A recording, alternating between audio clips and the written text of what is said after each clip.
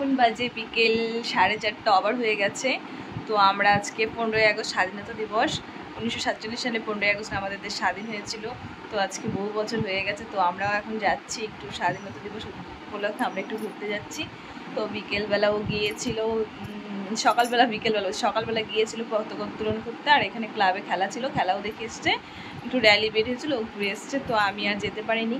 তো সংসারে কাজ দাজ করে তো ফ্রি হয়ে এখন আমাকে এসে বলছে কি চলো ঘুরে আসি। তো আমি ভাবছিলাম যাবো না, তো ভাবি যাই হোক দিনটা তো মিস করা ভালো না, দিনটা চলে যায়। এই দিনটা হচ্ছে আমার কাছে খুবই স্পেশাল।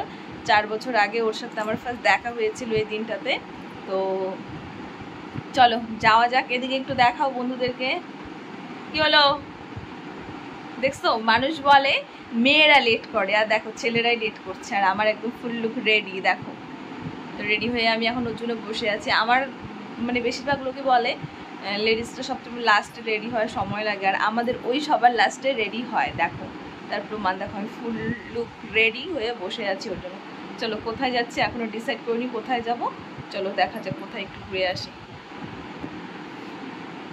আমরা লাস্ট করি না, আমি তো আসলাম এখন এক জায়গা থেকে ফোন করে বলতেছি রেডি হয়ে গেছি, বলছি না তোমার লেট হবে। চলো তবে যাওয়া যাক, তোমরা স্কিপ না করে পুরো ভিডিওটা দেখতে থাকো। টাটা।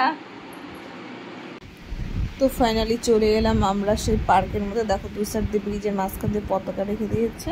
তো এটাকে বলে ক্যানাল ব্রিজ, রাঙ্গাপানি বলে। তো নদীর জল প্রচণ্ড, আর এদিকে দেখো এদিকে অনেক স্টল বসেছে, দোকান বসেছে ছোটো ছোটো।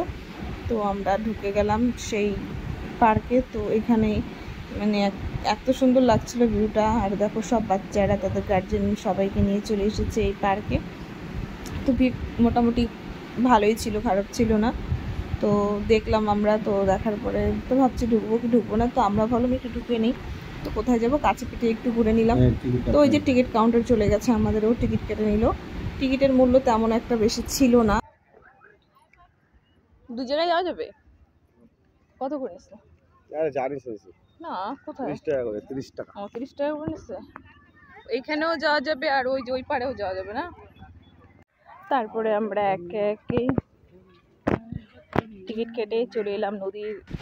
তো ঢুকেই পড়লাম আমরা পার্কের ভেতরে। দেখো হরিণ রাখা আছে, তো এত রোদের তাপে হরিণের কালার চেঞ্জ হয়ে গেছে, আর ছোটো ছোটো সাদা ফুল গাছগুলো ছিল দু সাইড দিয়ে। আর দেখো রেলিং করা আছে, নদী যেহেতু নদীর ওই পারে যেন না যাওয়া যায়, ওইখানে মানে এমনি ওই নদীতে নামা নিষিদ্ধ আছে, পুলিশ যদি কেউ নামে তাকে বকা দেয়। আর দেখো কি সুন্দর জায়গাটা, বসার জন্য খুব ভালো জায়গা আছে এই ইসেতে পার্কের মধ্যে। আর দেখছিলাম এইখানে দেখো কি সুন্দর বসার জায়গা, এখানে কোনো বার্থডে কারো হচ্ছে অ্যানিভার্সারি এইসব সেলিব্রেশন এখানে করা যায়। তো এখানে অনেক দোলনা টোলনা সবই আছে। তো আমরা একটু ঘুরে নিলাম। আর মন্দির, এই পার্কের মধ্যে একটা ছোট্ট মন্দিরও ছিল, মন্দিরটা কিসের আমি সেরকম দেখে বুঝতে পারিনি।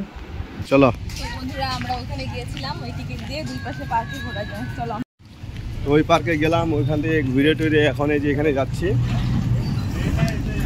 30 টাকাতে ডবল পার্ক ঘোরা যাচ্ছে এখানে। বন্ধুরা এসো ঘুরে গিয়ে, অনেক সুন্দর জায়গা, ওইদিকে জল। আমাদের কাছে আজকে সময় কম আছে, এটা সকালে মানে খুব ভালো হবে।